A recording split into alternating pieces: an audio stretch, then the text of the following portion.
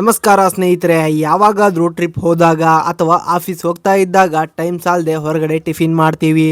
ಆದರೆ ನಮಗೆ ಆ ಊಟ ಸೆಟ್ ಆಗದೆ ಇದ್ದಕ್ಕಿದ್ದಂತೆ ಲೂಸ್ ಮೋಷನ್ ಅಂದರೆ ಬೇದಿ ಶುರುವಾಗಿ ಬಿಡುತ್ತದೆ. ಆ ಸಮಯದಲ್ಲಿ ಹೊಟ್ಟೆ ನೋವು, ಸುಸ್ತು, ಪದೇ ಪದೇ ಬಾತ್ರೂಮ್ ಓಡುವುದೇ ದೊಡ್ಡ ಹಿಂಸೆಯಾಗಿ ಬಿಡುತ್ತದೆ. ಇಂಥ ತುರ್ತು ಸಂದರ್ಭದಲ್ಲಿ ನೆನಪಾಗುವ ಒಂದು ಪ್ರಮುಖ ಮಾತ್ರೆ ಎಂದರೆ ಅದು ಎಲ್-ಡೋಪರ್. ಮೊದಲನೇದಾಗಿ ಈ ಎಲ್-ಡೋಪರ್ ಮಾತ್ರೆಯಲ್ಲಿ ಲೋಪರಮೈಡ್ ಹೈಡ್ರೋಕ್ಲೋರೈಡ್ 2 mg ಇದೆ. ಪ್ರತಿ ಕ್ಯಾಪ್ಸೂಲ್ನಲ್ಲಿ 2 ಮಿಲಿಗ್ರಾಂನಷ್ಟು ಲೋಪರಮೈಡ್ ಇರುತ್ತದೆ. ಇದು ಮುಖ್ಯವಾಗಿ ಆಂಟಿ ಡಯರಿಯಲ್ ಗುಂಪಿಗೆ ಸೇರಿದ ಔಷಧಿಯಾಗಿದೆ. ಅಂದರೆ ಬೇದಿಯನ್ನು ನಿಯಂತ್ರಿಸುವ ಶಕ್ತಿ ಇದಕ್ಕಿದೆ.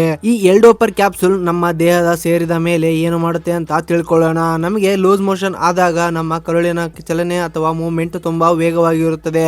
ಇದರಿಂದ ನಾವು ತಿಂದ ಆಹಾರ ಮತ್ತು ನೀರು ಕರುಳಿನಲ್ಲಿ ಸರಿಯಾಗಿ ಹೀರಲ್ಪಡದೆ ದ್ರವ ರೂಪದಲ್ಲಿ ಹೊರಹೋಗುತ್ತದೆ. ನೀವು ಎಲ್-ಡೋಪರ್ ತೆಗೆದುಕೊಂಡಾಗ ಅದರಲ್ಲಿರುವ ಲೋಪರಮೈಡ್ ನಮ್ಮ ಕರುಳಿನ ವೇಗವನ್ನು ಅಥವಾ ಮಸಲ್ ಕಾಂಟ್ರಾಕ್ಷನ್ ಅನ್ನು ನಿಧಾನಗೊಳಿಸುತ್ತದೆ. ಇದರಿಂದ ಆಹಾರ ಕರುಳಿನಲ್ಲಿ ಹೆಚ್ಚು ಹೊತ್ತು ಉಳಿಯುತ್ತದೆ ಮತ್ತು ನಮ್ಮ ದೇಹವು ಕರುಳಿನಿಂದ ನೀರು ಮತ್ತು ಲವಣಗಳನ್ನು ಸರಿಯಾಗಿ ಹೀರಿಕೊಳ್ಳುವ ಸಾಧ್ಯತೆಯಾಗುತ್ತದೆ. ಇದರ ಪರಿಣಾಮವಾಗಿ ಮಲ ಗಟ್ಟಿಯಾಗುತ್ತದೆ ಮತ್ತು ಪದೇ ಪದೇ ಮೋಷನ್ ಹೋಗುವುದು ತಕ್ಷಣ ನಿಲ್ಲುತ್ತದೆ. ಇದನ್ನು ಮುಖ್ಯವಾಗಿ ತೀವ್ರವಾದ ಬೇದಿ ಅಂದರೆ ಅಕ್ಯೂಟ್ ಡಯರಿಯಾ ಮತ್ತು ಪ್ರವಾಸ ಮಾಡುವಾಗ ಬರುವ ಟ್ರಾವೆಲರ್ಸ್ ಡಯರಿಯಾದಂತಹ ಸಮಸ್ಯೆಗಳಿಗೆ ಬಳಸಲಾಗುತ್ತದೆ. ಇದ್ದಕ್ಕಿದ್ದಂತೆ ಶುರುವಾಗುವ ಲೂಸ್ ಮೋಷನ್ ಕಂಟ್ರೋಲ್ ಮಾಡಲು ಇದು ರಾಮಬಾಣ. ಆದರೆ ನೆನಪಿಡಿ, ಎಲ್ಲ ತರಹದ ಲೂಸ್ ಮೋಷನ್ಗೂ ಇದು ಪರಿಹಾರವಲ್ಲ. ಕೇವಲ ಕರುಳಿನ ಚಲನೆ ಜಾಸ್ತಿಯಾಗಿ ನೀರು ತರಹದ ಹೋಗುತ್ತಿದ್ದರೆ ಮಾತ್ರ ಇದು ಅದ್ಭುತವಾಗಿ ಕೆಲಸ ಮಾಡುತ್ತದೆ. ಎಲ್-ಡೋಪರ್ ಸಾಮಾನ್ಯವಾಗಿ 15 ಕ್ಯಾಪ್ಸೂಲ್ಗಳ ಸ್ಟ್ರಿಪ್ ನಲ್ಲಿ ಸಿಗುತ್ತದೆ. ಒಂದು ಸ್ಟ್ರಿಪ್ ನ MRP ಸುಮಾರು 60 ರೂಪಾಯಿ. ಅಂದರೆ ಒಂದು ಕ್ಯಾಪ್ಸೂಲ್ಗೆ ಕೇವಲ 4 ರೂಪಾಯಿ ಆಸುಪಾಸಿನಲ್ಲಿ ವೆಚ್ಚವಾಗುತ್ತದೆ. ಇದು ಎಲ್ಲಾ ಮೆಡಿಕಲ್ ಶಾಪ್ ನಲ್ಲೂ ಸುಲಭವಾಗಿ ದೊರೆಯುತ್ತದೆ. ಒಂದು ವೇಳೆ ನಿಮಗೆ ಮೆಡಿಕಲ್ ಶಾಪ್ ನಲ್ಲಿ ಎಲ್-ಡೋಪರ್ ಹೆಸರಿನ ಔಷಧಿ ಸಿಗದಿದ್ದರೆ ನೀವು ಇದೇ ಲೋಪರಮೈಡ್ 2 mg ಅಂಶವಿರುವ ಬೇರೆ ಬ್ರ್ಯಾಂಡ್ ಗಳನ್ನು ಕೇಳಿ ಪಡೆಯಬಹುದು. ರೋಕೋ ಕ್ಯಾಪ್ಸೂಲ್, ಇಮೋಡಿಯಂ ಕ್ಯಾಪ್ಸೂಲ್, ಲೋಪಮೈಡ್ ಕ್ಯಾಪ್ಸೂಲ್ ಇವುಗಳಲ್ಲೂ ಇದೇ ಕೆಲಸ ಮಾಡುವ ಔಷಧವಿರುತ್ತದೆ.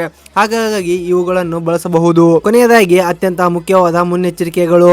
ಮೊದಲನೆಯದು, ನಿಮ್ಮ ಮಲದಲ್ಲಿ ರಕ್ತ ಬೀಳುತ್ತಿದ್ದರೆ ಅಥವಾ ತೀವ್ರ ಜ್ವರ ಇದ್ದರೆ ಈ ಮಾತ್ರೆಯನ್ನು ಖಂಡಿತವಾಗಿ ತೆಗೆದುಕೊಳ್ಳಬಾರದು. ಎರಡನೆಯದು, ಇದನ್ನು ಸತತವಾಗಿ 2 ದಿನ ತಿಂದರೂ ಬೇದಿ ನಿಲ್ಲದಿದ್ದರೆ ತಕ್ಷಣ ಡಾಕ್ಟರ್ ಹತ್ತಿರ ಹೋಗಬೇಕು.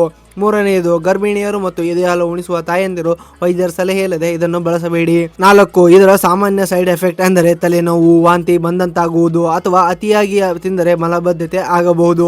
ಸ್ನೇಹಿತರೆ, ಯಾವುದೇ ಮಾತ್ರೆ ತೆಗೆದುಕೊಳ್ಳುವ ಮುನ್ನ ಒಮ್ಮೆ ಡಾಕ್ಟರ್ ಅಥವಾ ಫಾರ್ಮಸಿಸ್ಟ್ ಸಲಹೆ ಪಡೆಯುವುದು ಯಾವಾಗಲೂ ಸುರಕ್ಷಿತ.